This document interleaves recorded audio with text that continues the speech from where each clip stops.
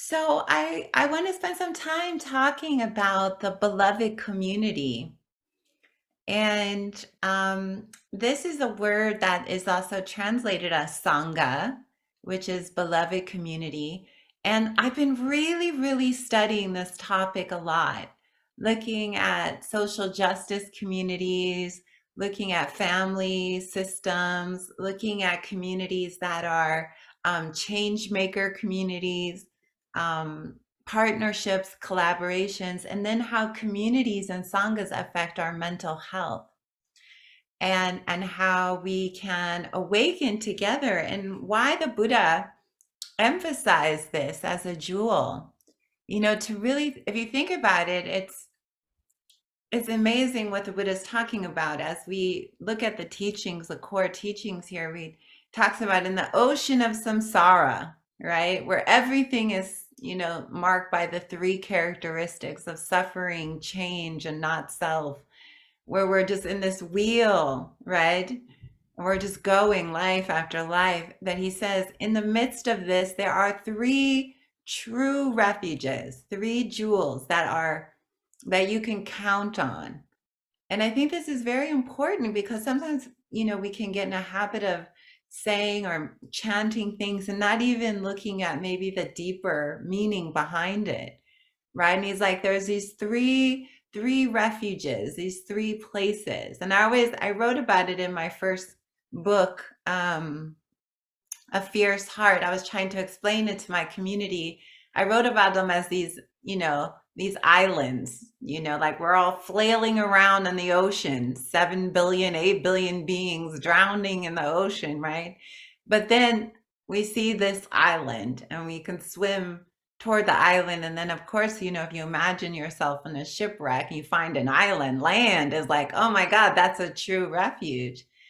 And I think that the Buddha is really saying that you find this refuge in the first being, that we are Buddhas, right? But we're in a state of forgetfulness. I find this very hopeful about Buddhism, actually. Many people think, oh, Buddhism is all about suffering, but I actually found when I was introduced to the Buddhist teachings at a very young age, it was very hopeful. I'd come from more of a Christian theology, kind of my family was steeped in that, where it was like, well, you're born bad and you spend the rest of your life sort of on your knees repenting or trying to get liberated. In your next life, maybe, depending, which I always didn't feel like didn't resonate with me as the deepest truth.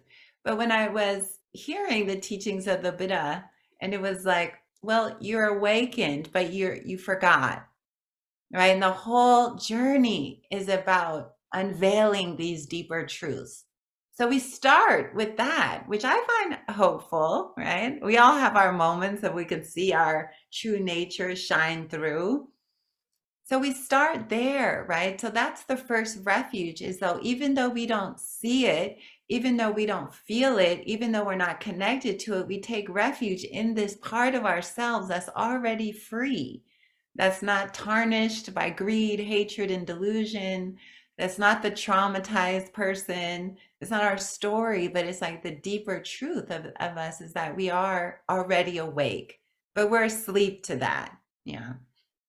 That I could definitely agree with. Yes, I could see that very clearly. So we take refuge in that, which is very powerful if you think about that. In your worst moment, when you feel so disconnected or you feel so much suffering or you feel you don't remember that, to come back to that, like deep inside, there is this seed.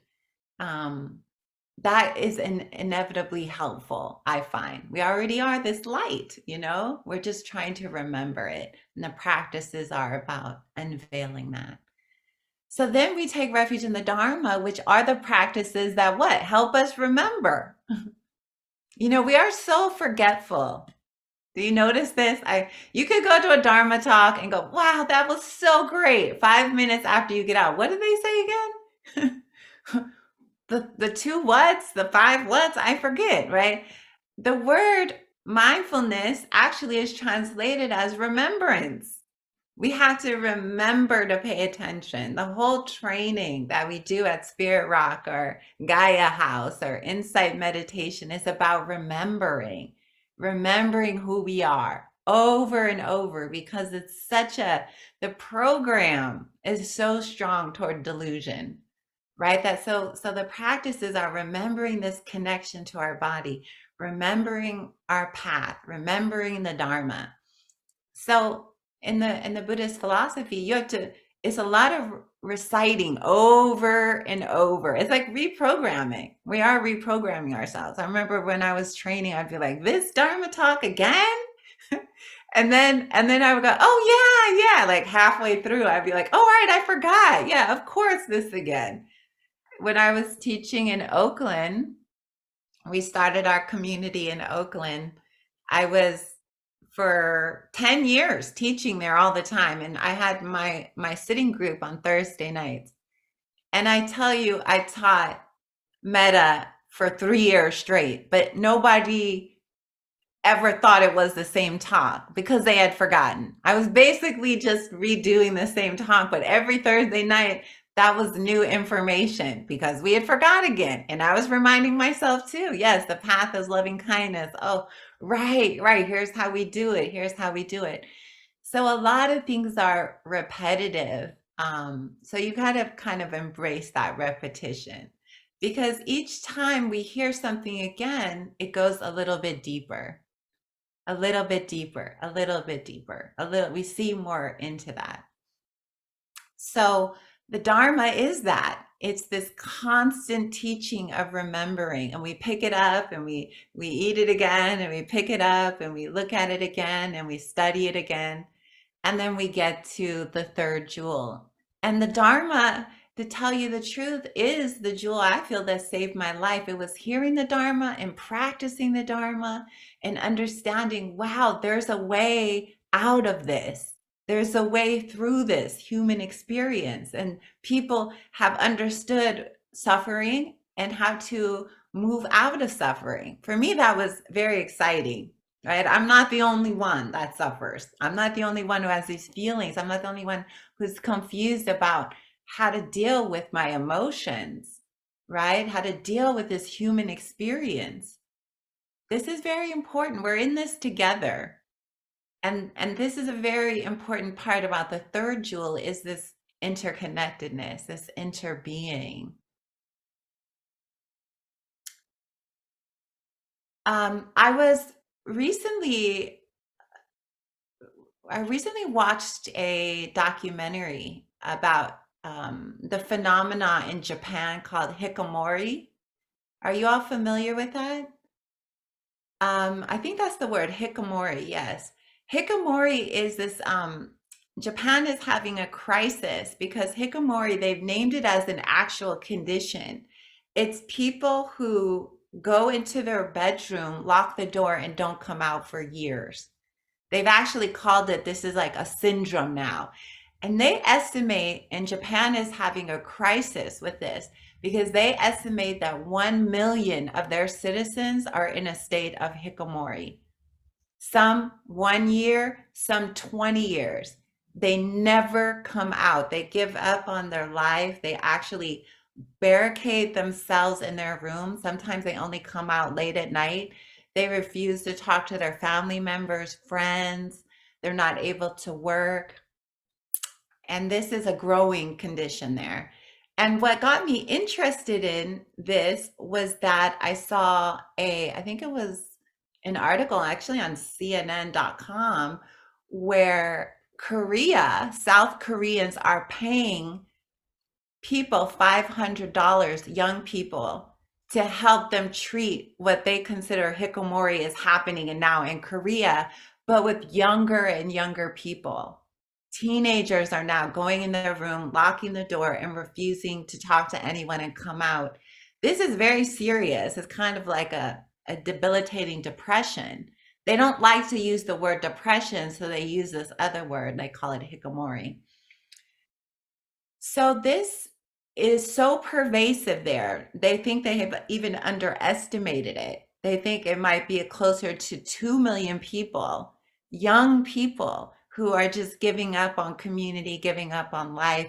And they say in this documentary that when one person does this in the family, it starts to destroy the entire family. Imagine you're living in a house and there's one person in a room who refuses to come out for years and years. That how that would have an effect, not only on that family constellation, but on the whole community. And it's gone untalked about in Japan because of shame. The parents feel ashamed of themselves and they feel ashamed of their children. And then the children feel shame, so they don't come out. So it's just kind of this cycle of, and when they were talking to many of these people, the people were saying that they don't feel connected to anyone and they don't feel a part of society. So this deep sense of not belonging, right? And it's spreading. And as I was watching this, they were showing people in France, and there's like this embarrassment with people who don't talk about it publicly. That I think is part of this, the suffering of not being in touch with the third jewel, not understanding that it is community and connection that heals us the most. I have seen this for myself. Actually, often, unless we are serious practitioners, pulling away from community and isolating does not lead to liberation. It actually leads to a spiraling in the wrong direction, right? Because we actually, in order to heal, we do need contact. We do need to be around people. We do need love, right? These people are not only withdrawing from their family, they're withdrawing from all affection, all any intervention that could come in. They're living in front of their screen. And I see this as a dangerous phenomenon. I think hikikomori is pervasive in the US, but we don't have that name for it. You know, I think it's like kind of like a side effect of the pandemic. It kind of grew during that time. So now it's a time to sort of come out and join the human family again, the community again. And that's why I'm talking about the Sangha, the beloved community, because the truth is we need each other on the spiritual path, right? We need to be in connection with one another. It's very hard to get liberated by yourself with a deluded mind. It's different. Very few people can go to the mountaintop and survive that. That's a very small number of people. Most people need to stay in the village and practice in the village, right? I remember I used to have two of my core teachers were Joseph Goldstein and then Jack Kornfield. I think some of you might be familiar with these two teachers in the Insight tradition. Now, Joseph is more of a hermit, and he would always say, go to the mountain, stay on the mountain. And I'd be like, are you sure? Are you, and then Jack would say, no, go in the village, get married, feel your life, look at all the dirty laundry, deal with it, right? People go to the mountain, they stay on the mountain, they get neurotic. Don't do that. But really, it's about both of these. It's about going to the mountain in order to come back into the village, right? It's not about staying on the mountain. It's about we practice in the community. How do I know how I'm developing? Is if I'm more loving in my community, how I'm relating to my community. People always ask me all the time, Spring, how do I know I'm progressing on the path? It's a very immediate answer. Are you more loving? That's very clear to me. Some people, unfortunately, they use meditation practice in a delusional way. And I'm starting to help people cut through this more and more. They use it to isolate from everybody, right? Instead of it being a practice of opening one heart and embracing, they use the meditation practice, they use the container to shut down, almost similar to the hikikomori type of energy, right? They become less patient with people. They become more intolerant of others. They don't want sound. They don't want noise. Everything becomes a bombarding of their experience versus the meditation practice opening you. The meditation practice is about opening to our human condition with its noisiness and its drama and its love and its heartbreak. It's not about shutting down. That's not awakening, actually. That's something very different. And I'm noticing that people get confused. And I bring up Japan and I bring up Korea because these are Buddhist countries, right? And somehow the Dharma maybe isn't reaching the way it should, right? Because we're not understanding that it's about awakening the heart, right? So it's about making us more powerful, right? When people leave retreats, they're actually often very scared, right? They go, but I'm so fragile, Spring, I can't leave. And I go, yes, you're fragile and you are stronger than you know too, right? You're strong too. And when we go out, everything becomes about practice. So my community helps wake me up way faster than when I'm alone in meditation. I can grow. Yes, I can grow. I can deepen my samadhi. I can deepen, but I don't really know how far I've really traversed unless I go back into my community. The community is a mirror, right? I can't see if I sat on something and there's something on the back of me, but my community can be like, sweetie, there's something going on right here, right? And that's the beauty of it. That's the wisdom of it. And if you look in the early Theravada teachings, and I'll talk mostly about that Theravada school because most of you in the inside tradition were more steeped in that. The Buddha was always with people throughout all the suttas. It starts with, thus I have heard, the Buddha and 500 monks, 500 nuns, right? Traveling together, right? The Sangha of practitioners is what reminds us of the Dharma when we forget. Without my Sangha, it would be so challenging, right? The path of liberation is long and arduous, right? This is a journey of it's a lot of work when we're opening up, when we're letting go of ourselves. And the community provides a tremendous amount of love, support, comfort, right? And resiliency. When we're together, we're stronger, right? When we walk together, we're stronger. When we practice together, we are stronger. We are not as strong when we are isolated, unless we are very awake already and our mind is pointed to truth. When we're alone, it's very easy to become delusional about ourselves, about our practice, and about the core teachings. In fact, it can become very off base and we can think that we're practicing in a liberatory way, and we're not actually. We're strengthening greed, we're strengthening hatred, and we're strengthening delusion. You only know when you step back into your community. There are so many great masters who have actually kicked their students out at one point and said, go home now. Right? That's a famous one. Ajahn Chah kicked out Ajahn Sumedho. Go home. Go back to your people. See what it's like. You can't stay here in the hut forever. Right? And they were clinging to that. Jack too. Ajahn Chah basically walked him to the bus station and was like, go back. And he was like, wait, I don't know how to do this. You'll figure it out. But now you've learned enough now. Now you have to enter the stream. Be with your people, create the Sangha, create the community, practice together, and wake up in the midst of that. I think in the West, we have this idea that I'm going to dare say, the spiritual practitioners are moving to hikikomori state, not into the beloved community state. Does this make sense? Does this make sense what I'm saying? And there's a danger in that, right?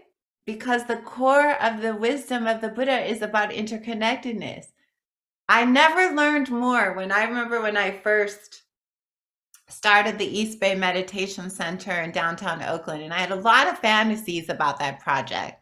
Of course we do. That's what gets us involved, fantasies and desires. And there are noble desires. I wanted to create a beautiful community, of course. But I had this idea that it would be so fun, you know. All beings can enter, all a safe place for all beings. And I remember when all beings started showing up, and I was like, oh no. And everybody had all these demands. I don't like this, Spring. You need to change the bathroom signs. The Buddha statue is too masculine. This is oppressive. And I remember everybody was coming. This sign needs to be in Spanish. What about the Spanish people? And then this is offensive. And I remember I was like, and this was a center that was all donation based, right? And I was like, you're not even, this is a donation based community. And I remember my heart started getting very close. I felt attacked. Like, oh no, the more complaints. What am I going to do? Everyone's complaining, you know? And I remember at that time, I realized, why am I getting so, my heart felt very shut down. And I decided to go on a retreat for a few months and practice metta. And I saw when I was doing my metta retreat, and again, this is, I went off to be alone in order to come back and to serve, right? There's something, the way I felt contracted. And then I started to open. When I was opening my heart, it was like, yes, what does it mean to be in community with all beings? It means I need to adjust all the places of clinging, right? Everybody had something they wanted of me. And it was, and I started to think about it. When I was resisting that, it was hard. But when I was interested, it was easy. Okay, so this community needs me to use these words. And then they will feel happy. Wonderful. I'll use these words. How beautiful language, right? And I started seeing this adaptation, not as an ego assault, but as a way to create more love, right? This was where diversity really flowered in my heart, right? It was like, oh, and then I became delighted. Okay, what do you need now? Okay, we could put these flags here. If that makes you feel happy, I love that. And my radical awakening started to happen. It was like, this is how I love all beings. I keep expanding. Yeah, I don't shut down and cling to my way, my view, my rightness, right? That was delusion, right? It was like a heart explosion of, how can I serve? Oh, yes, we'll translate this sign for you. Lovely. Oh, we'll change this bathroom sign. You're right. Lovely. This makes you feel comfortable. I was so happy. And when I approached it like that, my whole community began to thrive.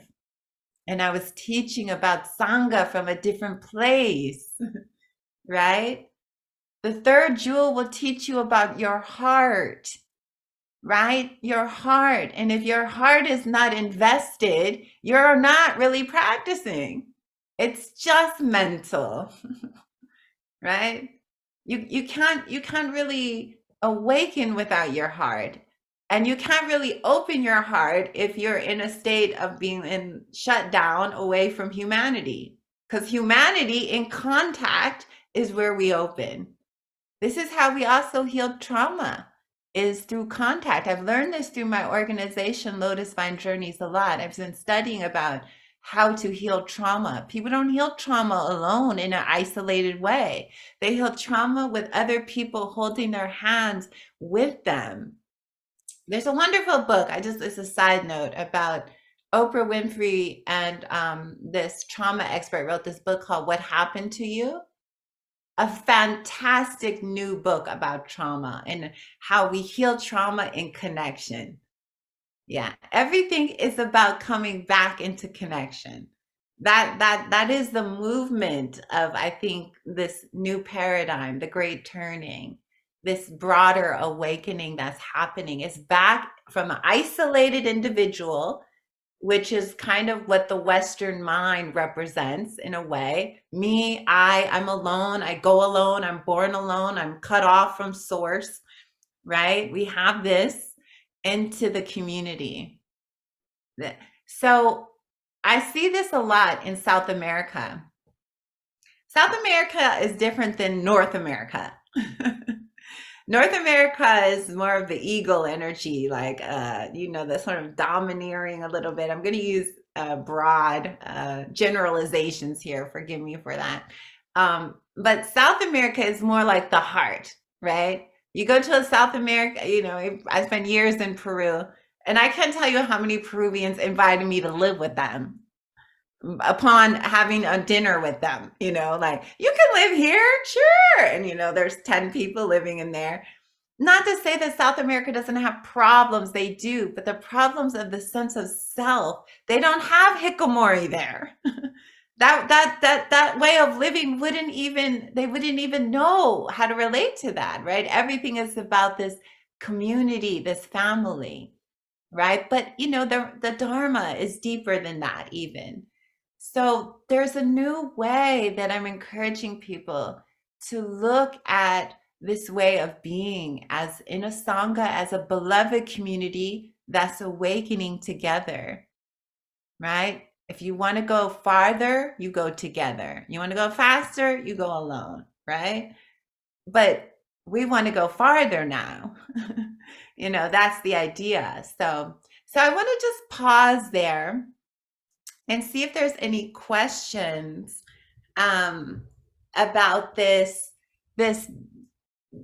idea of the Sangha being a liberation, being a journey, and to actually put yourself in a spiritual community to wake up.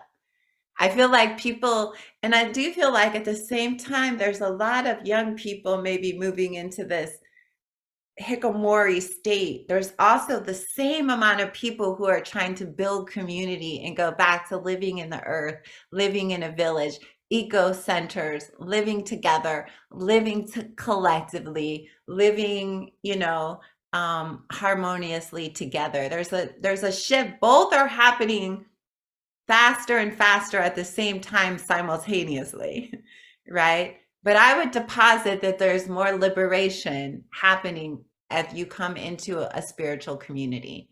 You will wake up faster. You will grow faster. You will awaken the paramis faster. You'll see your suffering faster. And you'll also practice in a different way. That's what I'm thinking about the third jewel right now.